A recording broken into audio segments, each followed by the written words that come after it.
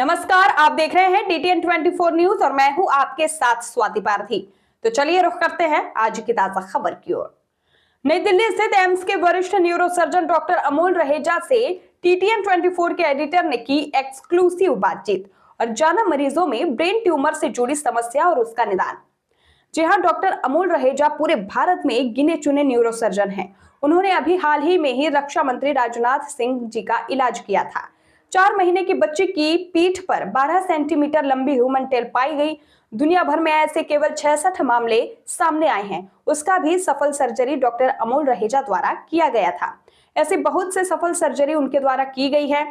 देखिए TTN 24 पर doctor Amol Raheja, neurosurgeon, AIIMS Akhil Bharatiya Ayurvigyan संस्थान का एक्सक्लूसिव इंटरव्यू। 24 दिल्ली से आज मैं उपस्थित हूँ all India institute of Medical Science New Delhi में। आज हमारे साथ है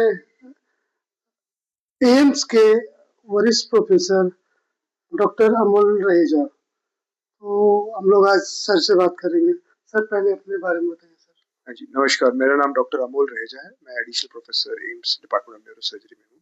इस इंस्टीट्यूट में मुझे करीबन 23 साल हो गए हैं। MBBS से लेकर अभी तक इस इंस्टीट्यूट से मैं जुड़ा आया हूँ और यहाँ पर काम करने का एक सौभाग्य भी है। बहुत मरीजों की सेवा करने का इसमें एक अपॉर्चुनिटी मिलता है। सर, सबसे बड़ी एक धारणा होती है, अभी बहुत से लोग हैं sir, I covered entire India, the people don't understand difference between the neuro physician and neurosurgeon. Sir, what is difference? Sir, उसके बारे में क्या बताएंगे? देखिए, न्यूरोसर्जन है जो ऑपरेशन करता है और इलाज करता है। न्यूरोलॉजिस्ट है या न्यूरोफिजिशियन है जो दवाइयों से उस बीमारी का इलाज करता है।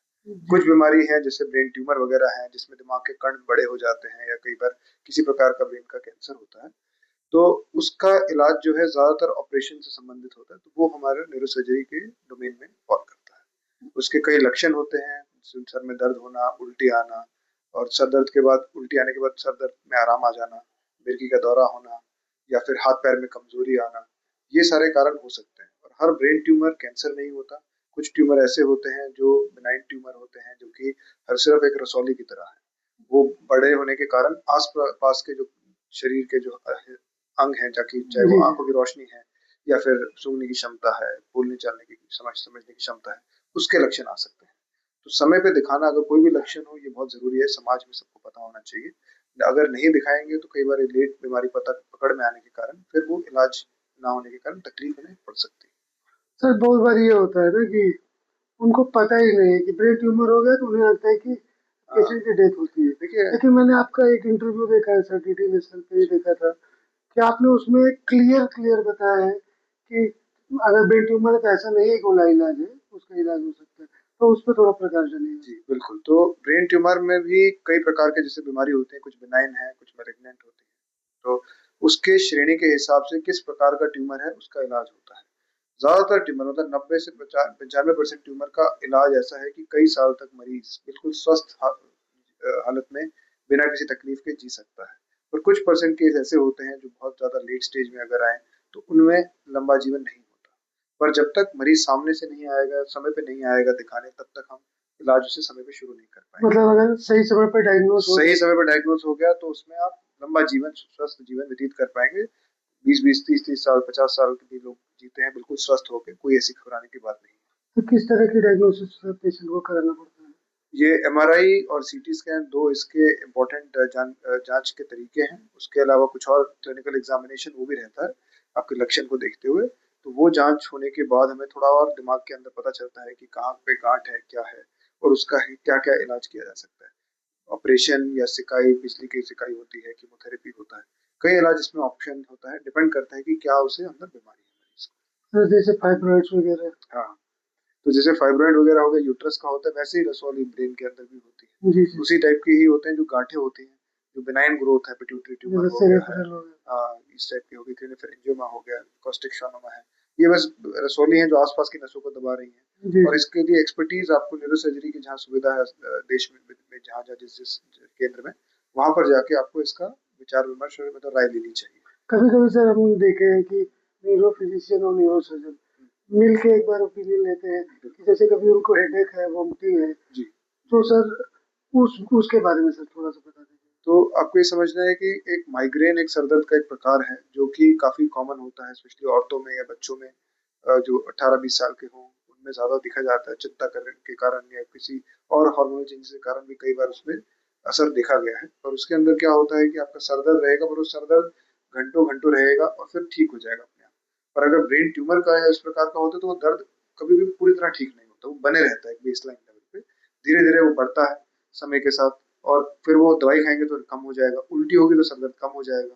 और ये लक्षण ब्रेन ट्यूमर का है। और जो पहले लक्षण बताया था माइग्रेन का, वो अलग प्रकार का सर दर्द है जिसमें आंखों पे चुभन, लाइट को देखने में मुश्किल, या फिर आपको सर दर्द हुआ दवाई खाई फिर ठीक हो गया कई सर कई कई बार ऐसे मायोपिया के पेशेंट हैं, हाँ, तो उनको भी ये सिम्टम दिखता है, तो मायोपिया में आईज पे स्ट्रेन पड़ने के कारण या नजला हो, साइनसाइटिस हो, उनमें भी सर दर्द की परेशानी, इस प्रकार जी। की दिक्कत देखी जा सकती है। और एक चीज देखा है सर, बहुत कॉमन है हाँ। कि जैसे सीओपीडी का पेशेंट है, वो कहीं न कहीं भट्टे में काम कर रहा है या उनका बिल्कुल। स्मोकिंग हिस्ट्री है, हाँ। तो उसके कारण भी अभी सर ब्रेन ट्यूमर के भी केसेस आने लगे हैं। क्या ये सही है सर? देखिए, इसका अभी तक कोई ठोस ऐसा शोध हुआ नहीं है कि जिसमें हम 100% कह पाएँ कि 100 की बात नहीं कर रहा हूँ, मतलब बट कि देयर प्रदूषण आर से या किसी जगह काम करने से इसमें बढ़ रहा है कि नहीं बढ़ रहा है, ये कहना तो बड़ा मुश्किल है। पर हाँ, स्वास्थ्य पे और आपके लंग्स पे, फेफड़ों पे जो नुकसान पड़ रहा क्योंकि है, अलवलाई उनका डैमेज तो हो ही रहा है सर। वो उनके, देखिए जिनके लंग्स डैमेज हो रहे हैं तो नेचुरल बात है, उनमें बिल्कुल, ऑक्सीजन कम होगा तो सारे ही अंग शरीर के इफेक्ट होंगे। ऐसा नहीं है कि केवल ब्रेन का होगा, शरीर के कोई भी अंग, अभिन्न अंग, उसका असर पड़ सकता है उसपे। जो गाँव के पेशेंट है सर, अगर वो बहुत से मिथ का शिकार हो रहे हैं सर, हाँ। तो क्लोजिंग स्टेटमेंट में सर जानना चाहेंगे? हाँ, तो जैसे देखिए कई लोग सोचते हैं, जैसे मिर्गी का दौरा पड़ा तो ऐसे कि बीमारी, उसको सोचते हैं कि सोशल स्टिग्मा है, छुआछूत की बीमारी है, उसके पास ना जाए, बात ना करें। ऐसा नहीं है, ये बीमारी किसी को भी हो सकता है। कई बार कीटाणु को दिमाग में इन्फेक्शन का हो जाए, न्यूरोसिस्टिक सर्कोसिस होता है, उससे भी हो जाता है। तो ऐसी कोई नहीं है कि इसका इलाज नहीं है, जब तक आप सामने नहीं आएंगे हम उसका इलाज नहीं कर पाएंगे। और इलाज में दवाइयाँ भी पहले शुरू की जाती हैं लक्षण के लिए, फिर अगर जरूरत पड़ता है तो ऑपरेशन लास्ट उसमें किया जाता है।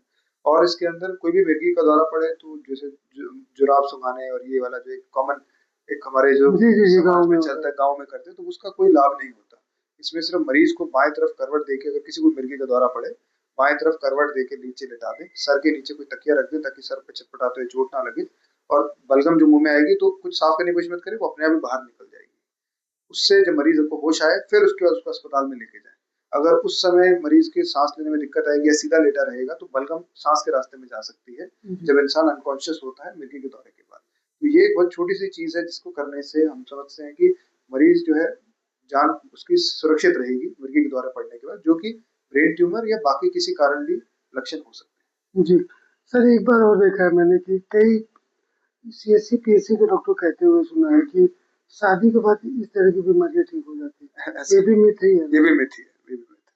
शादी करें, अपना जीवन अच्छा व्यतीत करें, पर उससे दौरे या बीमारी में कोई अंत है ऐसा नहीं। थैंक यू सर, इतने शॉर्ट समय में इतने टॉपिक को कवर करने के लिए। ये थे doctor Amol Raheja, additional professor, neurosurgeon और Indian Institute of Medical Science, New Delhi.